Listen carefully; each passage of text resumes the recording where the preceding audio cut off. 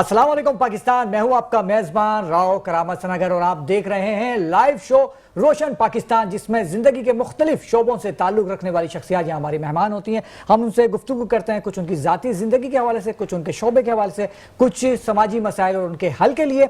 और मेरे साथ मौजूद है मेरी को होस्ट मदीहा बख्शी साहिब। अस्सलाम वालेकुम। कैसे हैं आप राव साहब? अल्लाह का करम, ठीक है, अल्लाह का शुक्र है जी। और चलते हैं आज के मेहमानों की जानिब। आज की जो पहली मेहमान शख्सियत किसी तारुफ की मोहताज नहीं है। अक्सर आप हमारे प्रोग्राम में और दीगर मुख्तलिफ चैनल्स पर आप मुलाहिजा करते हैं, बेहतरीन तजिया निगार हैं, कारोबारी शख्सियत है, समाजी शख्सियत है, पाक मेमन वेलफेयर के CEO जनाब मोहम्मद अशरफ मेमन साहब। अस्सलाम वालेकुम। वालेकुम अस्सलाम। कैसे हैं अशरफ भाई? खैरियत से हैं? आपको बहुत बहुत खुश आमदीद। बड़ी मेहरबानी, आपने याद किया। जी मदिया जी बिल्कुल। हमारे साथ हमारे दूसरे मेहमान शामिल हैं डॉक्टर फैज़ान हुसैन हसन, और ये एक जाने माने फिजियोथेरेपिस्ट हैं, स्पोर्ट्स फिजियोथेरेपिस्ट, एक नामवर हस्ती हैं। जी सर, अस्सलाम वालेकुम। वालेकुम सलाम। कैसे आप लोग? सब खैरियत से? अल्लाह का शुक्र है। बहुत बहुत शुक्रिया मेट्रो वर्ल्ड न्यूज़ का, आपका और तमाम का जिन्होंने मुझे इनवाइट किया। आपकी भी आमद का बहुत बहुत शुक्रिया कि आपने कीमती वक्त में से यहाँ पर लम्हात निकाल कर यहाँ पर मौजूद हैं। और चलते हैं आज के तीसरे मेहमान की जानिब। बहुत ही कम उम्र है और मिनहाज स्कूलिंग सिस्टम के वाइस एडमिनिस्ट्रेटर हैं और सर मिनहाज कोचिंग सेंटर के भी एडमिनिस्ट्रेटर है जनाब मिनहाज राशिद। अस्सलाम वालेकुम। वालेकुम अस्सलाम। कैसे हैं मिनहाज? ठीक हैं, खैरियत से हैं? अल्हम्दुलिल्लाह। आपको भी बहुत बहुत खुश आमदीद। Thank you so much. और आज के मौजू की जानिब चलते हैं। नाज़रीन, हमने देखा गुज़िश्ता दिनों में दहशत गर्दी के वाक़यात, बढ़ते हुए वाक़यात और फितना अल ख़वारिज की जानिब से जो है इस्लामाबाद के चेरी पे ब्लास्ट किया गया, उसके अलावा वाना कैडेट कॉलेज पे भी अटैक किया गया। इस हवाले से बात करेंगे। हमारे साथ मौजूद है अशरफ मेमन साहब। जी अशरफ साहब, क्या कहना चाहेंगे? बिस्मिल्लाहिर्रहमानिर्रहीम। असल हमारे साथ जो मसला है ना, हमारे मज़हब को बड़ा एक्सप्लॉइट किया जाता है, दीन को आगे बढ़ा के मामला ख़राब किए जाते हैं, और इसमें यकीनन वो लॉबी काम करती है जो हमें मज़हब से मुतनफ़र करना चाहती है। अब ये जो जिस तरह के वो लबादे में होते हैं और जिस तरह का उनका बयानिया है, वो बड़ा मतलब मीठा लगता है लोगों को, कि अट्रैक्ट करता है कि ये मुसलमान है और बड़े दीनदार लोग हैं। लेकिन जब देखा जाए इनके मामलात को, तो वो जो है ख़वातीन को जो है पश पुश्त रखते हैं, उनके मामलात में उनकी किसी किस्म की मदद नहीं करते, ना रहनुमाई करते हैं, मज़ीद इनको डिस्करेज कर रहे होते हैं मुख्तलिफ हवालों से। ये तो एक बड़ा मामला हो गया। दूसरा इससे बड़ा दहशत गर्दी वाला मामला है जी। कि अपनी बात को, अपने मामले को कायम करने के लिए वो किसी किस्म का समझौता नहीं करते। ना मस्जिदों को देख रहे होते हैं, ना बाजारों को देख रहे होते हैं, ना बच्चों को देख रहे होते हैं। हद ये है कि वो उन लोगों को, इनोसेंट लोगों को तबाह करते हैं, बर्बाद करते हैं, जो किसी तौर पे इनोसेंट होते हैं, उनका किसी किस्म का पॉलिटिकल कोई इशू नहीं होता। शहरों में इन्होंने अभी धमाके किए। वाना का जो कैडेट कॉलेज है, अल्लाह ने बड़ा करम कर दिया। बिल्कुल, अल्लाह ने बड़ा करम कर दिया। तो बिल्कुल इनको निस्तो नाबूद होना चाहिए, और हमारी अफवाज जो है इसके लिए प्रॉम्प्टली ये काम कर रही है, और इस पे अल्लाह की मदद भी है। और दूसरा ये कि निस्तो नाबूद होंगे, सारी जिंदगी इसी तरह से ये तबाह बर्बाद होते रहे। हक के लिए नहीं लड़ना, सच्चाई के लिए नहीं लड़ना, पैसे के लिए लड़ना है, अपने मामलात को आगे बढ़ाने के लिए, अपने थॉट को बढ़ाने के लिए आगे बढ़ना है। तो ये यकीनन ये काबिल मुज़म्मत है। और दूसरा ये कि ये किसी तौर पे भी मुसलमान होने का हक नहीं रखते, क्योंकि मुसलमान वो है कि किसी के हाथ से कोई दूसरा मुसलमान को तकलीफ ना पहुँचे, गंज ना पहुँचे। लेकिन इनकी जो मेहरबानियाँ हैं वो इस हद तक हैं ख़तरनाक कि ये किसी किस्म का कोई भी बेरहमी के साथ अपने मामलात कर रहे होते हैं। अभी अल्लाह ने कितना बड़ा करम किया। अभी आप ये हम और देखते हैं कि इतने सारे बच्चे और सारा स्टाफ और ये सारा अल्लाह ने बड़ा करम कर दिया। देखिए ये भी मदद हो गई, उन्होंने कसर नहीं छोड़ी थी, पहुंच भी गए थे। लेकिन अल्लाह की मदद रहेगी और इंशाल्लाह इसी तरह तबाह बर्बाद होते रहेंगे इंशाल्लाह। अच्छा, काबिल मजम्मत भी और काबिल मुरम्मत भी है। बात आपकी सही हो गई कि अभी जो मरम्मत हो रही है, परसों भी एक बड़ा इन्होंने कामयाब ऑपरेशन किया हमारी अफवाज ने, और बिल्कुल ये तयशुदा बात है कि अब इनको नहीं माफ़ करना। हमने इनको काफ़ी छूट दे दी, काफ़ी रियायत कर दी मुख्तलिफ मामलात में कि कहीं शायद कोई मामला सही हो जाए। लेकिन ये वो डॉलरों के हैं और वो काफरों के साथ हैं, तो फिर यकीनन वो उनकी सुन रहे हैं, उनके कहने पे चल रहे हैं, तो ये अब काबिल माफ़ी नहीं है। और यही हमारी कौम, हमारे पाकिस्तानियों का कहना है कि हमें ज़बान से गर्ज नहीं है, हमें अफगानियों से कोई मसला नहीं है, हमारा मसला इन लोगों से है जो दहशत गर्दी कर रहे हैं। बेशक, इसमें कोई शक नहीं। जी मदिया। अच्छा डॉक्टर फैज़ान, सबसे पहले तो बहुत बहुत मुबारक है आपको कि आपने अभी 9 नवंबर को आपको बेस्ट फिजियोथेरेपिस्ट का अवार्ड मिला। बहुत बहुत तहे दिल से आपको मुबारक है। अच्छा डॉक्टर साहब, एक जनरल क्वेश्चन है कि अक्सर ये सुना जाता है जैसे कि मौसम बदल रहा है تو سردیوں میں یہ جوڑوں کا درد, کمر کا درد, پرانا درد کافی شدت سے واپس آ جاتا ہے. تو کیا یہ ایکچولی سچ ہے؟ تو اس کا سائنٹیفکلی کیا آپ ریزن ہوگا؟ جی سب سے پہلے تو میں اللہ تعالیٰ کا شکر ادا کرنا چاہتا ہوں, اور میرے والدین جو اس وقت پروگرام دیکھ رہے ہیں, میری والدہ, میرے والد صاحب جناب حسن طارق صاحب, اور میرے جتنے بھی سینئرز اساتذہ ہیں, اس کے علاوہ سینئرز ہیں, میں چند کا نام لینا چاہتا ہوں, ہے تو بہت بڑی لسٹ, جیسے میڈم سمیرہ عمران فاروقی صاحبہ ہیں, ڈاکٹر عابد مہدی کاظمی ہیں, ڈاکٹر شاہد بدر صاحب ہیں, عاصم صاحب ہیں, اس کے علاوہ جاوید صاحب ہیں. تو یہ جتنے بھی میرے مینٹورز ہیں, میرے اساتذہ ہیں, ان سب کی, میرے والدین کی دعاؤں سے, میری محنت سے, اللہ تعالیٰ کے کرم سے مجھے اس وقت کراچی میں best physio therapist of the Shaheen Pakistan award ملا ہے. بیسیکلی تھوڑا سا اگر میں بتاؤں اس کے بارے میں, کہ یہ بیسیکلی 20 سے 30 کیٹیگریز میں لوگوں کو ملا ہے. ڈفرینٹ شعبوں کے لوگ ہیں اس میں, بزنس مین ہیں, صحافی ہیں, ڈاکٹرز ہیں. تو اس میں میری فیلڈ میں مجھے الحمدللہ یہ ایوارڈ ملا ہے. اب آتے ہیں آپ کے سوال کی طرف. بڑا امپورٹنٹ سوال ہے, بہت اہم سوال ہے, کہ آج کل جب موسم جب چینج ہوتا ہے تو ہماری جو باڈی ہے وہ اس طرح بیہیو نہیں کرتی جس طرح نارمل گرمیوں کے دنوں میں یا ویسے ہی جب ہم وارم اپ ہوتے ہیں اس طرح کرتے ہیں. تو بیسیکلی کچھ لوگ کہتے ہیں متھ ہے, ایسا کچھ بھی نہیں ہے کہ سردی آتی ہیں ہمارا جسم جام ہوتا ہے. تو میں بالکل سائنٹیفکلی اس کا بتاؤں, آنسر دوں تو بیسیکلی ہمارے باڈی میں سائنوویل فلڈ ہوتا ہے, ایک پانی ٹائپ کا ہماری ہر جوائنٹس میں موجود ہوتا ہے. اب ہوتا یہ ہے کہ جب موسم چینج ہوتا ہے, پریشر, ہوا کا پریشر کم ہوتا ہے, بیرومیٹرک پریشر کم ہوتا ہے, تو کیا ہوتا ہے کہ ہماری جو باڈی کے اندر جو ٹیشوز ہوتے ہیں یا ہمارے لیگمنٹس ہوتے ہیں وہ اتنا وارم اپ نہیں ہوتے یا اتنی جلدی وارم اپ نہیں ہوتے جتنا عام دنوں میں ہم لوگ کر رہے ہوتے ہیں.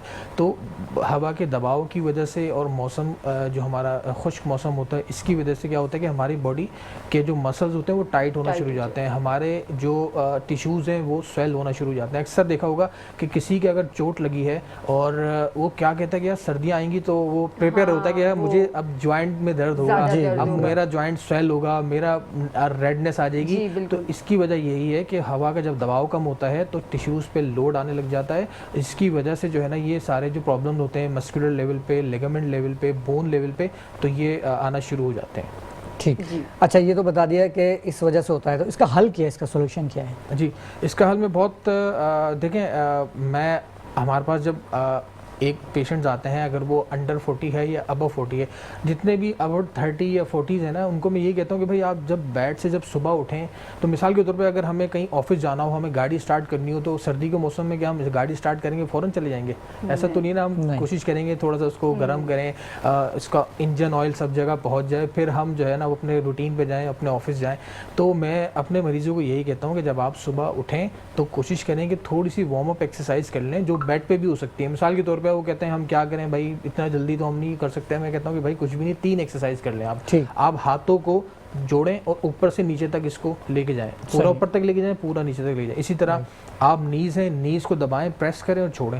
اسی طرح ہمارے جو اینکل جوائنٹ ہے, اینکل جوائنٹ کو آپ نے اپنی طرف کھینچیں اور سیدھا کریں, اپنی طرف کھینچیں. ہر ایکسرسائز 10-10 مرتبہ کر لیں, باڈی آپ کی وارم ہو جائے گی. اور اچھا آپ چاہ رہے ہیں کہ بھائی کمر میں بھی پین ہو رہا ہے تو دونوں ٹانگوں کو جوڑیں اور دائیں بائیں روٹیشن کریں پاؤں کی, کمر کی, تو یہ پوری باڈی آپ کی وارم اپ ہو جائے گی. دین اس کے بعد یہ اس سے مشکل سے 2 سے 3 منٹ لگیں گے, یہ آپ وارم اپ کریں, دین اپنے روٹین کے کاموں پہ آ جائیں. تو آپ کو جو بھی پرابلم ہو رہی ہے, جو کہ آپ کو لگتا ہے کہ پرابلم ہو رہی ہے, جسم جیم ہو رہا ہے, درد بڑھ رہا ہے, تو ایسا کچھ بھی نہیں ہوگا. زبردست, بہترین. اچھا ایک فیکٹر یہ بھی ہے کہ سردیوں میں جو ہے پانی کم پیا جاتا ہے, کیا اس کی وجہ سے بھی افیکٹ ہوتا ہے؟ جی بالکل, پانی کی بھی ایک وجہ ہو سکتی ہے. وائٹامن ڈی کی ایک کمی کا شکار ہے ہمارے جو اکثر عوام. جو مثال کے طور پہ اگر 10 پیشنٹ ہمارے پاس آتے ہیں, ہم ان کا وہ کراتے ہیں کہ بلڈ ٹیسٹ کرواتے ہیں سب کا, تو آپ یقین کریں گے 10 میں سے 8 لوگوں کا کم آتا ہے.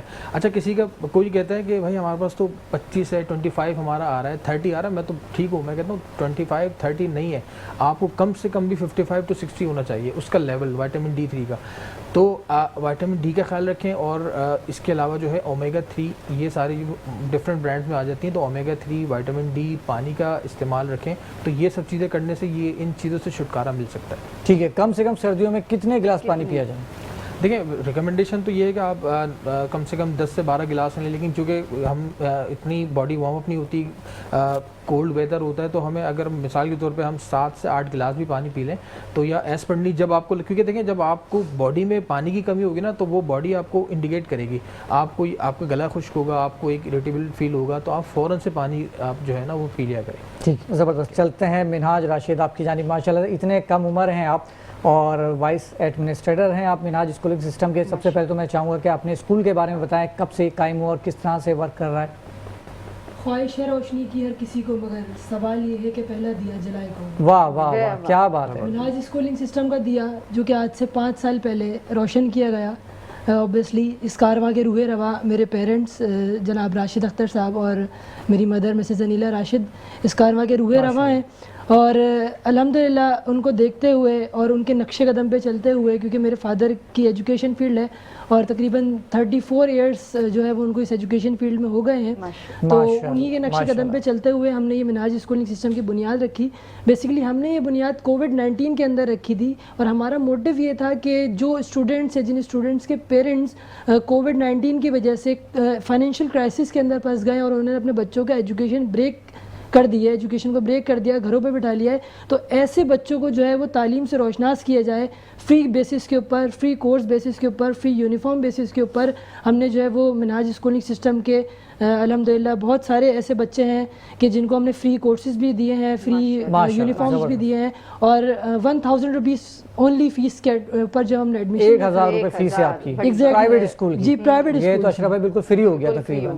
نہیں، ایسا بہت سے اسکول ہمارے کراچی میں ہیں جو کام کر رہے ہیں، جن میں سے منہاج کا بھی نام آ گیا۔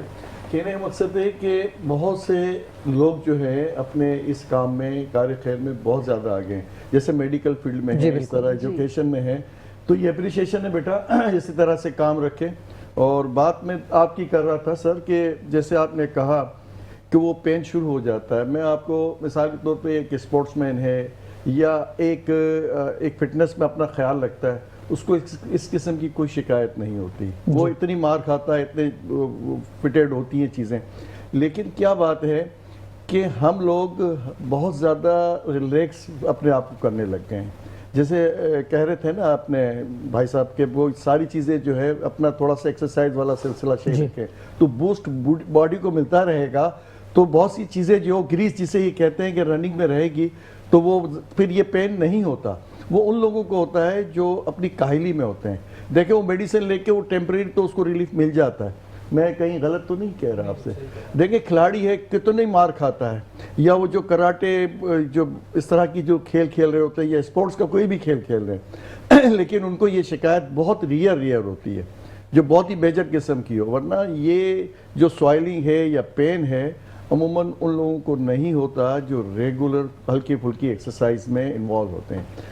پھر وہ کھانے پینے کی ساری صورتحال ہے۔ اچھا بات ساری بیٹے کی یہ رہی صحیح کہ یہ جو کام کر رہے ہیں یہ اپریشیشن والا۔ بیٹا کتنے بچے ہیں آپ کے؟ چلے میں تھوڑا سا اسکول میرا بھی ہے، علیز اکیڈمی ہے، میں نے بھی اسی طرح سے اسٹارٹ لیا تھا۔ ماشاءاللہ ماشاءاللہ۔ 5 سال پہلے سر ہم نے کیمپس کی بنیاد رکھی، اور آج ہمارے الحمدللہ 2 کیمپسز ہم رن کر رہے ہیں، اور ایسے ایریاز میں کر رہے ہیں کہ جہاں پہ لٹرلی نیڈ ہے لوگوں کو۔ میں بیٹا پوچھ رہا ہوں کتنے اسٹوڈنٹس کی کتنا سیکنڈری تک چلا رہے ہیں؟ جی جی سیکنڈری تک، میٹرک تک ہے ہماری اسٹرینتھ جو ہے وہ 1 کیمپس کی آلموسٹ 250 to 300 اسٹرینتھ ہے۔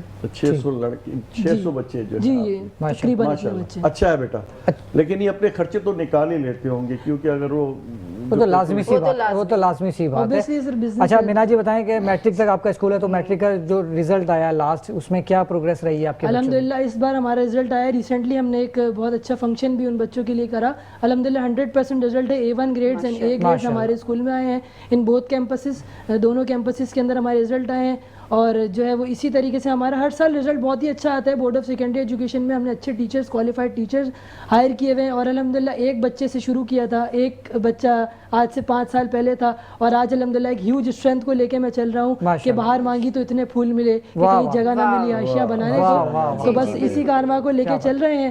میرے فادر بھی جو ہے وہ اسی طرح سے، ان کے شروع سے جذبہ اور موٹیو یہی تھا کہ وہ جو ہے وہ تعلیم کو عام کریں اور ایسے بچوں کو تعلیم دی جائے جو کہ تعلیم سے محروم मासूम है, छोटे क्या इलाकों बात है। में। अच्छा, कहते कुछ हैं ना कतरा कतरा ही समंदर बनता जी है। बिल्कुल ऐसे ही, Exactly. ऐसे। अच्छा, कुछ बात करते हैं आपकी तालीम के हवाले से, आपकी एजुकेशन कितनी है और क्या भी स्टडी कर रहे हैं? मेरी एजुकेशन मैं इस वक्त जो है वो कराची यूनिवर्सिटी से BBA कर रहा हूँ, बैचलर्स इन बिजनेस एडमिनिस्ट्रेशन, माशाल्लाह। और रिसेंटली जो है वो मुझे 14 इयर्स ऑफ एजुकेशन की डिग्री भी मिली है फ्रॉम यूनिवर्सिटी ऑफ कराची। अब मेरा जो है वो ग्रेजुएशन लास्ट स्टेजेस पर है, वो इंशाल्लाह जल्द से जल्द कंप्लीट हो जाएगा, एंड देन मास्टर्स का प्लान है मेरा। और इसी तरह अपने कोचिंग सेंटर को भी फिर मैं बेसिस के ऊपर आगे लेके चलने की ठीक है। अच्छा, साहब, कुछ एक मज़ाहिया जी बात बिल्कुल, करूंगा, जी ये बिल्कुल। आपसे बड़े हैं, कुछ उम्र चोर हैं। हाँ, लेकिन कुछ पता नहीं चल रहा। मैं भी अभी यही कहने वाली थी कि उम्र का अच्छा, इनका कुछ पता नहीं इन्होंने चल अपने रहा है। तजर्बे से अपनी उम्र तो एक्सपोज की साथ में अपने वालिद साहब की भी कर गए कि 34 साल से वो एजुकेशन में, हालांकि हम इनके वालिद साहब को समझते ही 34 साल के थे, हम समझते ही थे कि इनके वालिद साहब 34 साल के सर हैं। आप समझे आज भी जवान है। नहीं, देखने में तो माशाल्लाह वो जवान ही लगते हैं आपके वालिद साहब। अच्छा, कुछ कोचिंग सेंटर के हवाले से बात कर लेते हैं। जी, सर मिनहाज कोचिंग सेंटर के हवाले से बात कर लेते हैं। सर मिनहाज कोचिंग सेंटर के नाम से स्कूल के साथ साथ मैंने कोचिंग सेंटर भी खोला हुआ है कि जो बच्चे स्कूल्स के अंदर और हाई कोचिंग सेंटर्स के अंदर फीसेस अफोर्ड नहीं कर सकते, तो जो हमारी स्कूल की फ़ीस है, सेम स्कूल फीस के ऊपर जो बच्चा स्कूल में एडमिशन लेता है, तो उसको कोचिंग में भी हम उसी फीस के ऊपर कोचिंग अवेलेबल करते हैं, ताकि वो किसी और टीचर के पास जाके कंफ्यूज ना हो। फॉर एग्जांपल, टीचर को उसने स्कूल में पढ़ाया जो है जी, टीचर ने पढ़ाया 2 3 6, अब उनको ट्यूशन वाली बाजी पढ़ा रही है जी 3 2 6। अब यहाँ पे बच्चा कंफ्यूज होता है कि जी आंसर मैं स्कूल वाले टीचर का समझूं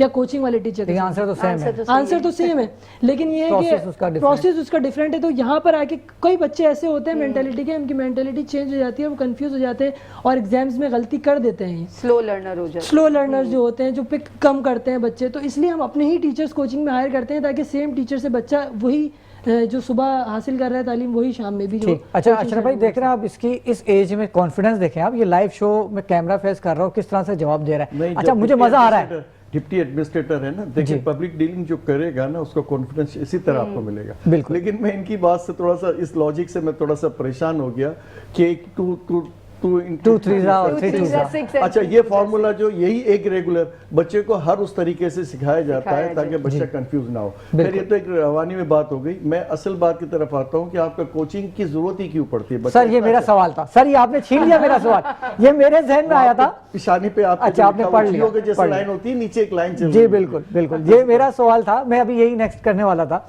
अशरफ भाई ने कर लिया, जवाब दीजिए। अच्छा, कोचिंग सेंटर की ज़रूरत इसलिए पड़ती है क्योंकि बहुत से बच्चे ऐसे होते हैं जो बहुत इंटेलिजेंट होते हैं, जिनको ज़रूरत नहीं होती कोचिंग सेंटर की, और वो घर के अंदर जो है वो तवज्जो दे के पढ़ लेते हैं। बहुत से बच्चे मेरे पास ऐसे हैं कि सर जिनके पेरेंट्स बिल्कुल 24 आवर्स जॉब कर रहे होते हैं। जैसा कि मैंने आपको बताया कि हमारे पास लोकेलिटी में ऐसे भी बच्चे हैं कि जो बहुत ज़्यादा फाइनेंशियल क्राइसिस में हैं, तो उनके पेरेंट्स जो है वो जॉब्स की तरफ जाते हैं, और उनकी मदर भी जॉब कर रही है, उनके फादर भी जॉब कर रहे हैं, तो वो अपने बच्चों को टाइम नहीं दे पाते, पेपर की तैयारी नहीं करवा पाते। तो फिर हम उन बच्चों को ये फैसिलिटी देते हैं कि आप हमारे कोचिंग सेंटर में आए, हम आपको यही एजुकेशन जो सुबह में दे रहे हैं उसकी तैयारी हम आपको शाम में भी कराएंगे। आपके बच्चों को कंप्लीट प्रिपरेशन हम एग्जाम्स की जो है वो करवाएंगे। जबरदस्त। चलते हैं ब्रेक की जानिब। अशरफ भाई कुछ कहना चाह रहे हैं? मैं असल में ये ट्यूशन सेंटरों से मैं थोड़ा सा डिस्करेज करना चाहूँगा। असल बात ये है कि पहले की जो पढ़ाई होती आप और हमने पढ़ा है, तो घर में थोड़ा बहुत टाइम बच्चों को वालिदैन दे देते थे या बड़े दे दिया करते थे। कोचिंग का तो रियर कॉन्सेप्ट होता है।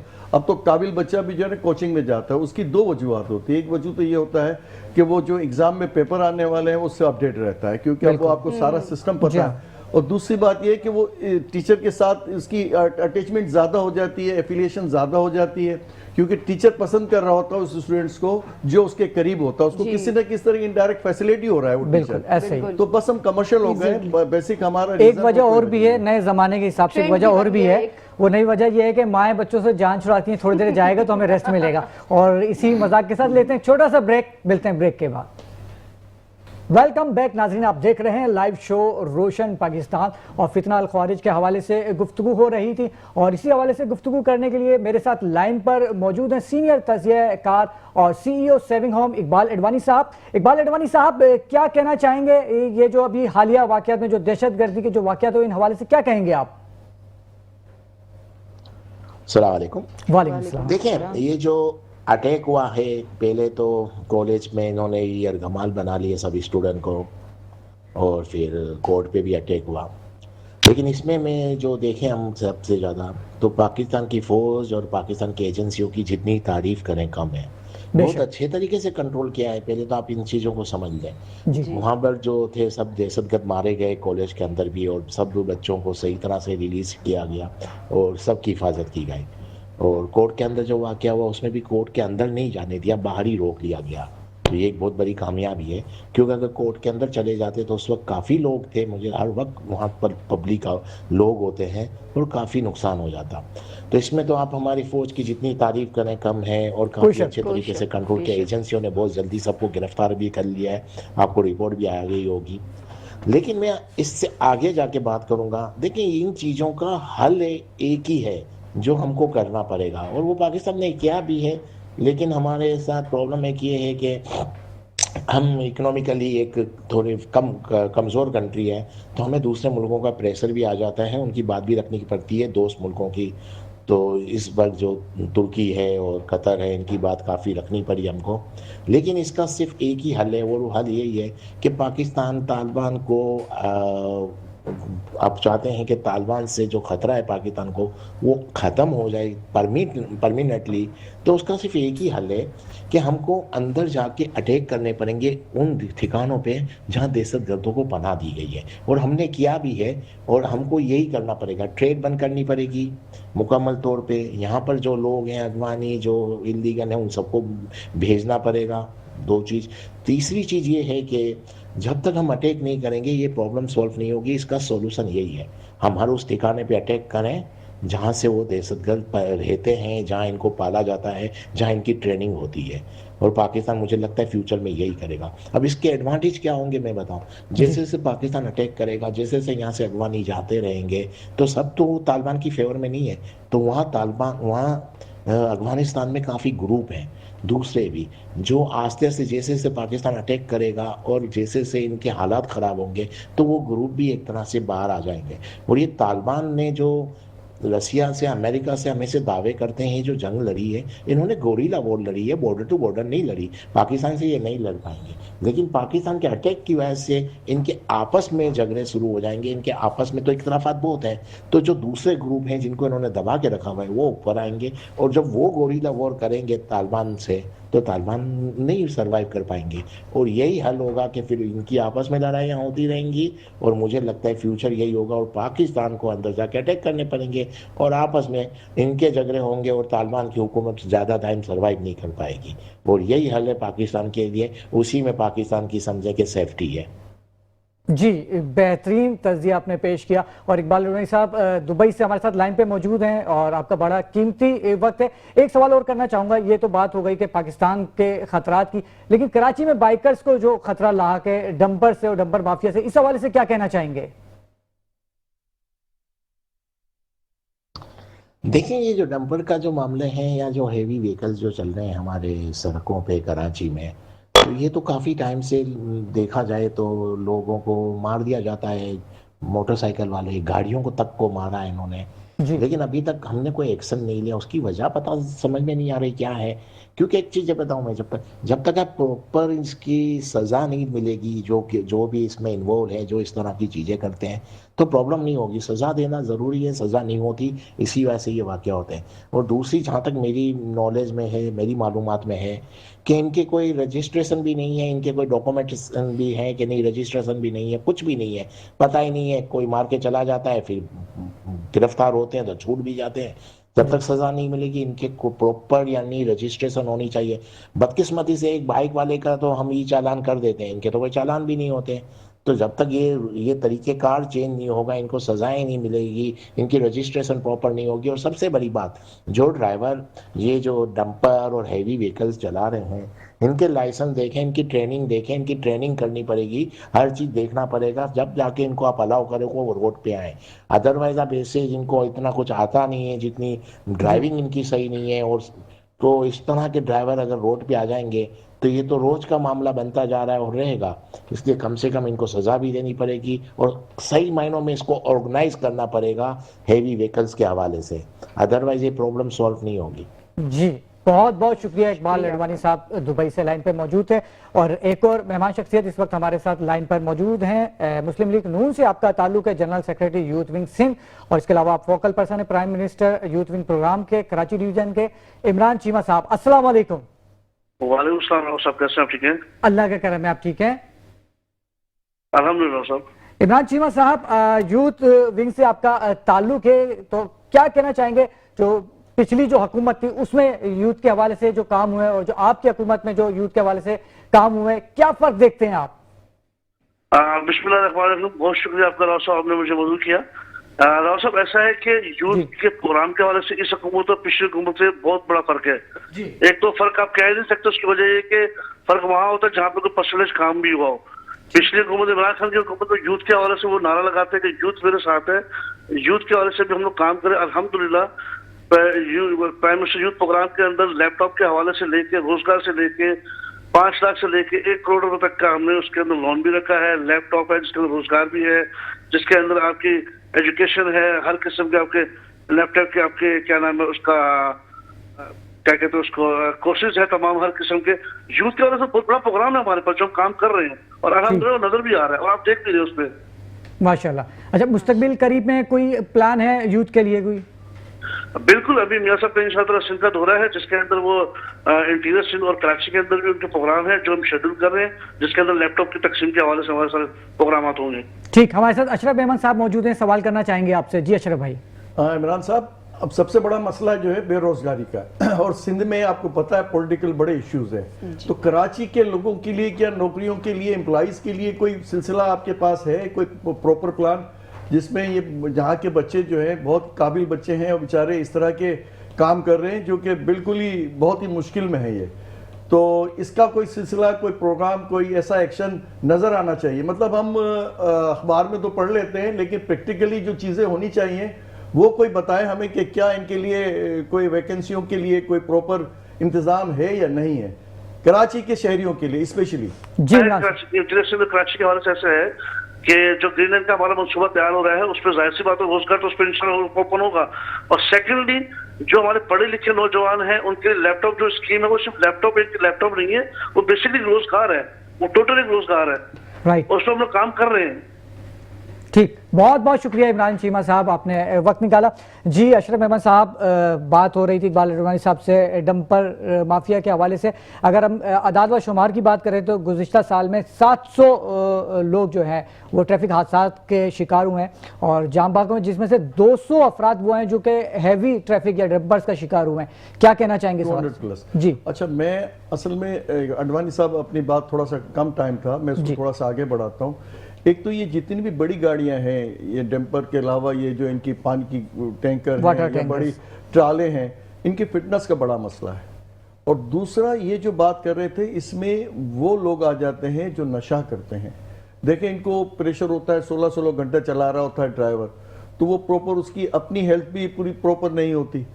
तीसरी बात ये है कि जितने भी हैं इनको प्रॉपर, इनकी जो बात हो रही है कि इनको डेटा इनका हो कि कौन कराची में इंटर होगा और कहां से होगा, किस रूट से होगा। उन रूटों पे भी चले जाते हैं जो रोड रिक्शे के लिए भी नहीं है। तो ये जो सारी चीजें हैं, अच्छा हुकूमत ने बाकी सारी चीजें अच्छी कर दी जो ट्रैफिक के हवाले से थी कि चालान सबसे बड़ा जो है इनाम है कराचियों के लिए, लेकिन जो असल जो बात थी कि जो देखें 50,000 में उनकी जमानत हो जाती है, 3 आदमी बेचारे अल्लाह को प्यारे हो जाते हैं, 4 जो है शदीद जख्मी हो जाते हैं और 50,000 में ड्राइवर की जमानत हो जाती है। हमारा सिस्टम जो है अखलाकियात से सारा जो सिस्टम है वो तो हम सब जानते हैं, लेकिन असल में वो लोगों का जिनकी बेचारों की पूरी कमाई चली गई, किसी का बेटा चला गया, किसी का बाप चला गया, किसी का शौहर चला गया, तो ये जो तबाही है। और इतने इनोसेंट लोग और ऐसे ऐसे लोग मिलते हैं, किसी का पता चलता है कि अगले हफ्ते उस बच्ची की शादी थी, किसी का पता चलता है बाहर से अभी आया था और शादी करके फिर जाना था। तो आप वो सानिया तो देखें कैसे कयामत वाले साने हैं। किसी को भी कोई ऐसा नहीं मिला कि उसको कंपनसेशन भी ऐसा किया जाए कि उसको कुछ किसी तौर पे उसका गुजारा हो जाए। हम दूसरी चीजों में तो बड़े बढ़ चढ़ के होते हैं, तो कोई सिंपैथी, कोई ऐसा जरिया भी होना चाहिए। खुदा ना खास्ता चले एक एक्सीडेंट हो गया, इंसिडेंट हो गया, लेकिन उनकी कुछ दिलजोई के लिए कुछ उसकी कीमत तो कुछ नहीं है। ये जो 3-4 तरीके हैं, इस पे प्रॉपर अगर डीआईजी ट्रैफिक इसको परसू कर लें और उसको देख लें। एक सबसे बड़ा मसला उनकी फिटनेस का है, दूसरा उनके रूट का है, तीसरा वो लाइसेंस और डॉक्यूमेंट्स की। और ये बात जो कर रहे हैं प्रॉपर ट्रैकर, और ये सारी बातें पहले आ चुकी हैं कि उनको ट्रैकर देंगे और उनको ऑर्गेनाइज करेंगे, उनके कैमरे रखेंगे, लेकिन कुछ नहीं हुआ। देखिए अभी परसों भी एक हादसा हुआ है। अच्छा, ये आस्ते आस्ते लोग इस बात को समझने लगे कि ये पॉलिसी का हिस्सा है कि लोगों को इस तरह से मारते रहो, یہ لوگوں کو تاثر جا رہا ہے جو کہ غلط ہے. غلط ہے. لیکن بات یہ ہے کہ انسان کراچی کا اور سب سے بڑا مظلوم آدمی جس کا کسی قسم کا نہ کوئی لینا ہے نہ دینا, خوشی خوشی گھر سے نکلتا ہے اور شام کو رات کو بیچاری کی وہ میت پہنچتی ہے, تو یہ بڑا المناک ہے. تو اس کا خیال حکومت کو کرنا چاہیے, اور یہ ٹوٹلی یہ ذمہ داری رسپانسبلٹی جو ہے ہماری سندھ حکومت کی ہے, اور اس کو جو ادارے دیکھ رہے ہیں ان کو پروپر اس پہ سنجیدگی سے اور بہت ہی سیریس دیکھنا پڑے گا. بالکل صحیح فرمایا, وجہ فرمایا. اچھا ڈاکٹر صاحب, آپ نے تو اسپورٹس پرسنالٹی کو کافی قریب سے جانتے بھی ہوں گے, ان کا ٹریٹمنٹ بھی کیا ہوگا, تو جیسا کہ اشرف صاحب نے کہا کہ اسپورٹس سے جو وابستہ لوگ ہوتے ہیں ان کو ایز سچ پین کی تکلیف نہیں ہوتی, لیکن یہ بھی دیکھنے میں آیا ہے کہ آفٹر 30 to 40 اوورز ایون کہ اسپورٹس پلیئر کو بھی شولڈر پین, بیک پین, یہ پین سٹارٹ ہو جاتا ہے. تو اس کی کیا ریزن ہے, کیونکہ وہ تو پراپرلی فٹنس, بالکل فٹنس فریک ٹائپ لوگ ہوتے ہیں, ان کو تو کوئی ایشو نہیں ہونا چاہیے, تو اس کا کیا ریزن ہے؟ جی, میں آپ نے جیسے کہا کہ سپورٹس میں یہاں چند لوگ ہیں جو سپورٹس میں کام کریں جن میں میرا بھی نام شامل ہے.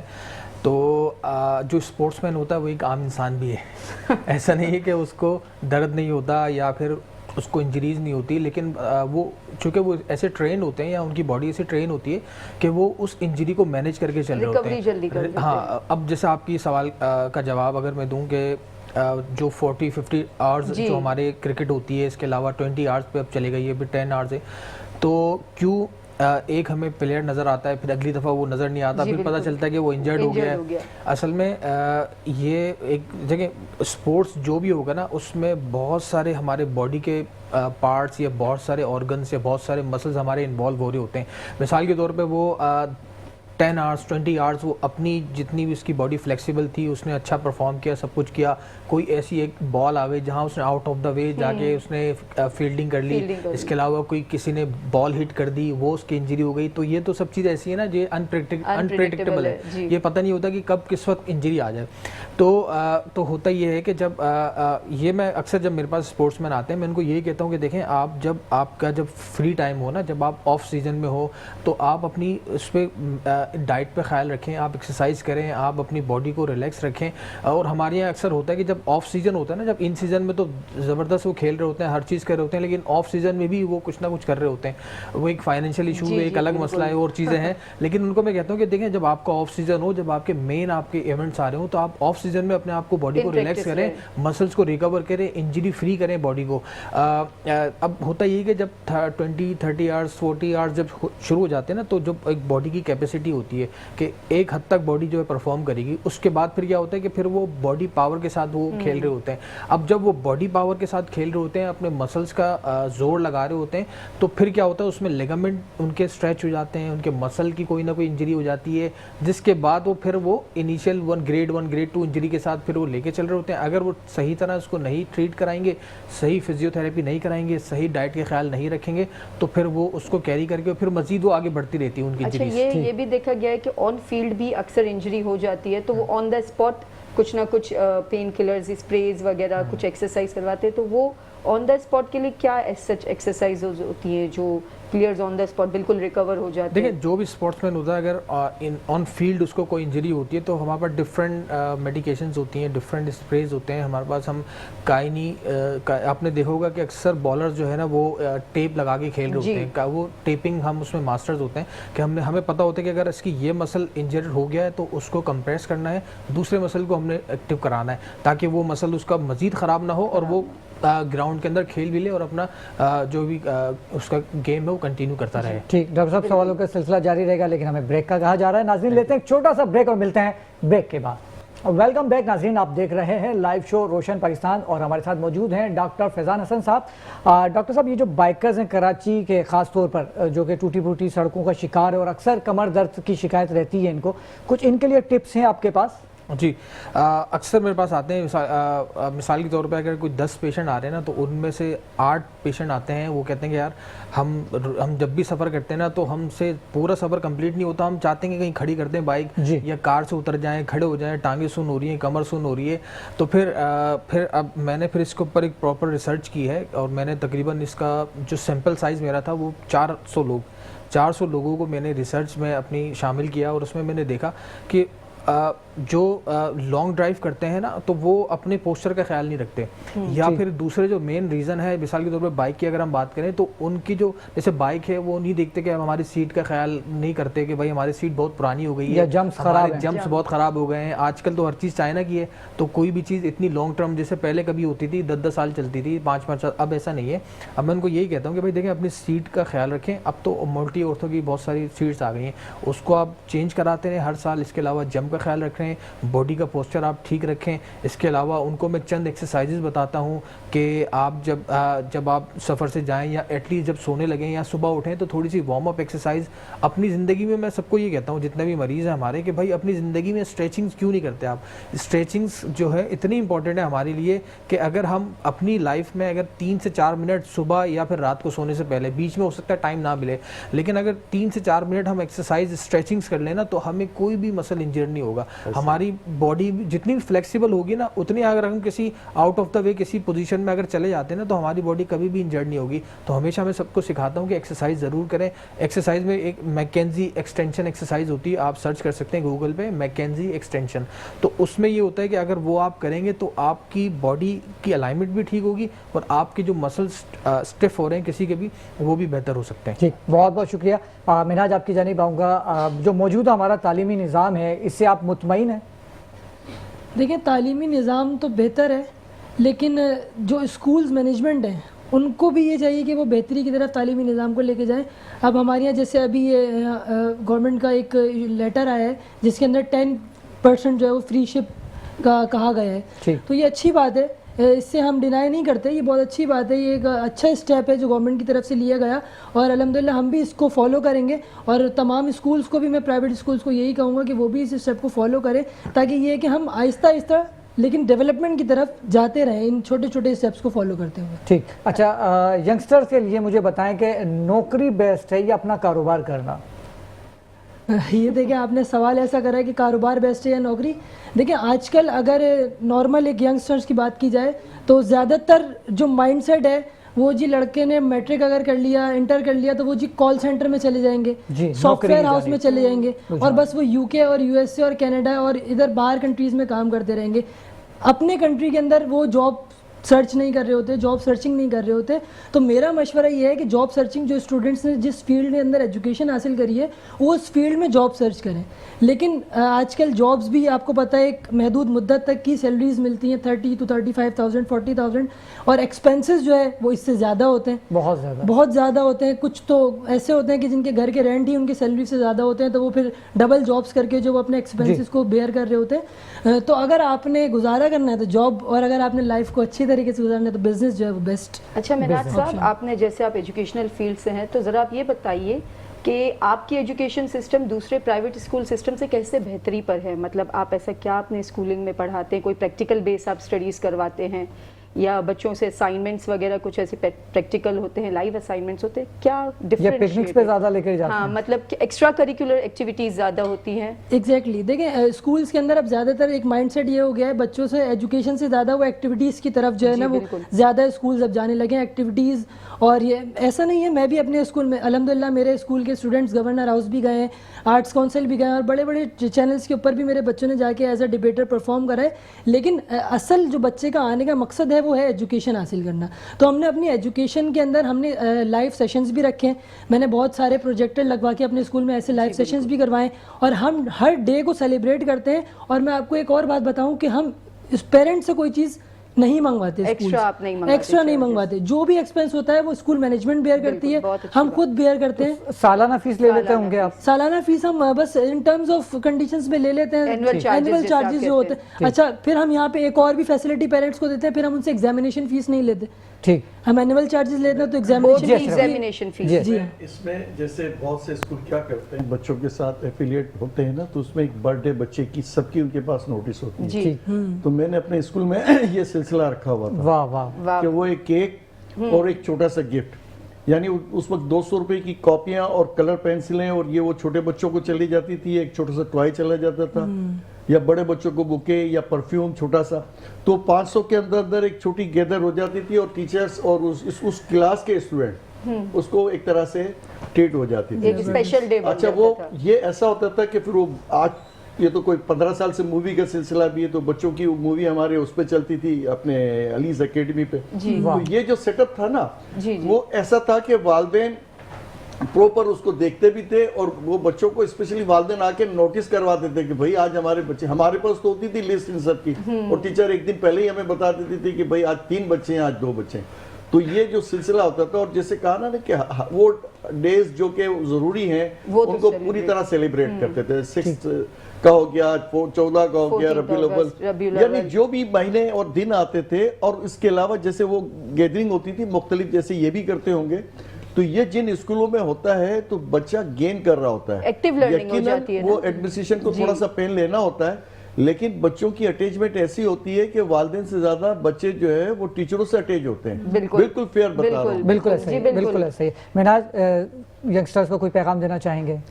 बस मेरा यंगस्टर्स को ये पैगाम है कि किसी भी क्राइसिस की वजह से आप अपनी एजुकेशन ब्रेक ना करें, एजुकेशन को कंटिन्यू रखें, क्योंकि education is the most powerful thing, और आगे आपको सक्सेस जो है वो एजुकेशन से ही मिलेगी। एजुकेशन ब्रेक जो है वो आपकी लाइफ में नहीं आना चाहिए।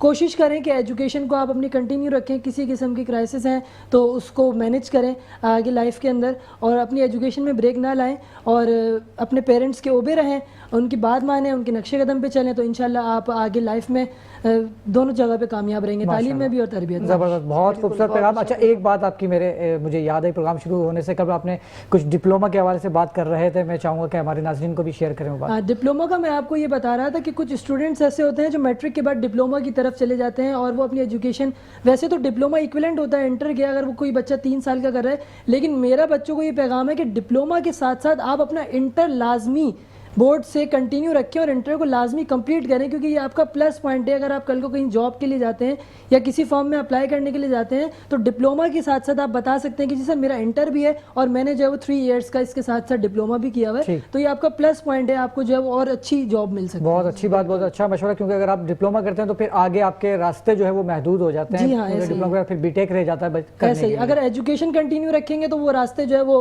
आसान होते जाएंगे आगे, और एडमिशंस में कोई प्रॉब्लम नहीं होगी आगे बच्चों। ठीक, डॉक्टर साहब आपकी जानिब आऊँगा, कोई पैगाम देना चाहेंगे? जी जी, बेचारे दर्द के मारो वो। देखें, दर्द के हवाले से मैं एक चीज़ आपको बताऊं कि बल्कि मैं सबको ये कहता हूं कि दर्द को अपनी किस्मत ना समझें। हमारे यहाँ होता है ना कि किसी को तकलीफ़ हो गई, किसी को इंजरी हो गई, मसला हो गया, वो कहता है ये तो अल्लाह ताला ने मेरी नसीब में लिख दिया है, मैं तो उससे निकल नहीं रहा। तो भाई आप अपनी वजह से नहीं निकल रहे, आप अपने केयर खुद नहीं कर रहे। आपको जो प्रोग्राम हम बता रहे हैं कि भाई इसको फॉलो करें, होम प्रोग्राम को फॉलो करें। एक लास्ट टाइम जब हमारा प्रोग्राम होता हो तो उसके बाद प्रोग्राम देख के एक पेशेंट आया मेरे पास, इंटीरियर सिंध से आया, जगह का नाम नहीं बताऊंगा, तो आप यकीन करेंगे उसको एक छोटा सा यहाँ मसल्स का एक मसला था। मसल जहाँ पे हमारा एक मेन ट्राइसेप मसल होता है, अपना ट्रेपेजियस, यहाँ पे एक बीच में एक नोड बनी हुई थी। अब उस नोड की वजह से वो इतना क्रॉनिक हो गया था कि उसका पेन ऊपर भी जा रहा है, उसका पेन नीचे भी जा रहा है। अब आप यकीन करेंगे डॉक्टर ने उसको इतनी दवाइयाँ खिलाई हैं, 1.5 से 2 महीने दवाइयाँ खाई हैं, क्रॉनिक किडनी लीवर उसका फेलियर में चले गए। अब इतनी दवाइयाँ वो खा चुका है और ना उसका मसला टस से मस नहीं हुआ। लेकिन अल्लाह का शुक्र है, फिर हमने उसको डायग्नोज किया अच्छी तरह, फिर उसको ट्रीटमेंट की, तो अल्लाह का शुक्र है कि उस मसले से निकल गया। लेकिन वो जो ऑर्गन का मसला है वो तो हम ठीक नहीं कर सकते। तो मैं यही कहता हूँ कि भाई राइट जगह पर, राइट टाइम और राइट डॉक्टर के पास जाएँ, अपना इलाज कराएँ। और मैं एक चीज़ और भी कहता हूँ अपने मरीजों को कि आपके पास अगर आपको कोई पेन हो रहा है ना, उसको 3 दिन से ज़्यादा बर्दाश्त नहीं करें, आप उसका ज़रूर तशख़ीस कराएँ, उसका इलाज कराएँ। और हमारे पास तो एक बहुत लेटेस्ट इक्विपमेंट्स हैं फिजियोथेरेपी के हवाले से, बहुत जदीद टेक्निक में हम काम कर रहे हैं, हमारे पास हर सहूलत मौजूद है। तो अल्लाह का शुक्र है हमारे पास जो भी मरीज आता है वो ठीक होके जा रहा है अल्हम्दुलिल्लाह। बिल्कुल। और अगर कोई डॉक्टर साहब से रब्ता करना चाहें तो स्क्रीन पे नंबर डॉक्टर साहब का आपको नज़र आ रहा होगा। और सही बात की कि दर्द को जो है किस्मत नहीं बनानी चाहिए। और अशरफ मेमन साहब ने अपने दर्द को शिकस्त दी, क्या कहना चाहेंगे? मुझे याद है जो आपके साथ हादसा हुआ था लिफ्ट वाला, और इंतहाई दर्द का शिकार थे, लेकिन आपने उस दर्द को शिकस्त दी। असल में वही बात है डॉक्टर साहब की कि वो आपका एक तो विल पावर है, और दूसरा आप उसको प्रॉपर जो एडवाइस मिल रही है। अब हर कोई आ जाता है तो हर कोई डॉक्टर बना हुआ है, हमारे यहाँ तो पूरा सिस्टम ये ना कि मैंने ये खाया तो मैंने इलाज मेरा सही हो गया। तो प्रॉपर डॉक्टर के पास जाओगे और अपनी विल पावर, जिस पे कह सकते हैं आपका यकीन आपकी बहुत सी चीज़ों को ठीक कर देता है। एक आपका यकीन होता है ना, मुझे तो डॉक्टर कहते थे, मेरी वो स्कैन वो देखते थे, MRI, तो मुझे देखता ही नहीं था डॉक्टर, मुझे कहता था कि ये आपका ऑपरेट होगा। मैंने कहा ऑपरेट नहीं करवाना, इंशाल्लाह मैंने वैसे ही ठीक होना है। आप आए थे, आपने जी बिल्कुल। तो अल्लाह का बड़ा शुक्र है کہ وہ میں بالکل پیرالائز تھا. L4 L5 میری بالکل پنچ ہو گئی تھی اور ڈاکٹر تو مجھے کہتے تھے کہ آپریٹ کے بغیر اس کا دوسرا کوئی آپشن ہی نہیں ہے. یعنی جو کراچی کے بڑے نامی گرامی ہاسپٹل ہیں, میرا بیٹا مجھے لے جاتا تھا, میں ہوتا تھا اسٹریچر پہ اور وہ بیٹا میرا وہ ہے, تو مجھے کہتا یار میں آیا ہوں تو مجھے تو دیکھ لے ڈاکٹر. بولو آپ کو دیکھنے کی ضرورت ہی نہیں, آپ کی MRI بتا رہی ہے. تو پھر بس وہ مجھے اللہ کے بندہ ایک مل گیا, جیسے ڈاکٹر صاحب کہتے ہیں کوئی نہ کوئی دروازہ چابی کھولنے والا ہوتا ہے. اچھا میں ایک بات یہ کر رہا تھا کہ آپ جو بات کر رہے ہیں نا, اس میں سب سے زیادہ جو ہماری ہے نا پیورٹی کا معاملہ ہے, ہونیسٹی کا معاملہ ہے. ہم دودھ جو لیتے ہیں وہ خالص نہیں ہوتا, ہم سبزی جو لیتے ہیں, فروٹ جو لیتے ہیں. اچھا پھر دوسرا ہمیں کیلوریز کا پتہ نہیں ہوتا. تیسرا یہ کہ ہم ٹائم ٹیبل ہمارا کھانے کا جو ہے نا اسٹائل ہمارا بالکل تباہ ہے. صبح ناشتہ اچھا ہونا چاہیے, ہم رات کا کھانا رات کے 1 بجے کھا رہے ہوتے ہیں. بس یہی بات ہے کہ اپنی صحت کا خیال رکھنا ہے, تو ان چھوٹی چھوٹی باتوں کو اگر کر لو گے تو نہ ڈاکٹر کی ضرورت پڑے گی نہ دوائی کی. بالکل, بہت بہت شکریہ. اسی کے ساتھ ہمارا پروگرام اپنے اختتام کو پہنچا. آپ تمام معزز مہمانان گرامی کی آمد کا بہت بہت شکریہ. اپنا اور اپنے پیاروں کا بہت بہت خیال رکھیے گا. انشاءاللہ اگلے اتوار دوبارہ آپ سے ملاقات ہوگی. مجھے اور مدیہ بخشی کو اجازت دیجیے. السلام علیکم ورحمۃ اللہ وبرکاتہ.